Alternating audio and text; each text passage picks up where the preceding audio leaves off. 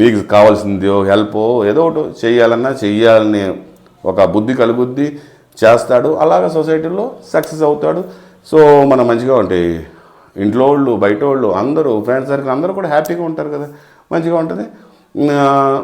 మంచిగా లీడ్ చేయాలి, మంచి ఆలోచనతో ఉండాలి, ప్యూరిఫై అయిపోయి ఉండాలి. యాక్టింగ్లు చేయడం, వాడి దగ్గర యాక్టింగ్ చేయడం, వాడు అది కొనుక్కున్నాడని ఈడి ఆడవడం, ఇలాంటివన్నీ కాకుండా చక్కగా మనం ఏం చేయగలుగుతాం. ఎవరైనా సరే ఎదిగాడు అంటే మనం అతన్ని స్పోర్టివ్గా తీసుకోవాలి. అతను ఎదిగాడు, నేను కూడా అతన్ని కిందకి లాగేసి ఎదుగుదామని అనుకోకూడదు. అతనికన్నా నేను నా తెలివితేటలను పెంచుకుని, నేను నా అవకాశాలను పెంచుకుని నేను ఎదుగుతానని అనుకోవాలి. అలాగే వెళ్ళాలి. అంతేగాని కొంతమంది ఉంటారు, ఆడి తోకట్టుకుని లాగేసి, ఆడి కాలట్టుకుని లాగేసి, ఈడి తోకట్టుకుని లాగేసి ఇలా చేస్తూ ఉంటాడు. ఈడు పడిపోతాడు. అది కామను. ఎందుకంటే యద్భావం ఏ భావంతో ఉంటాడో యద్భావం తద్భావం.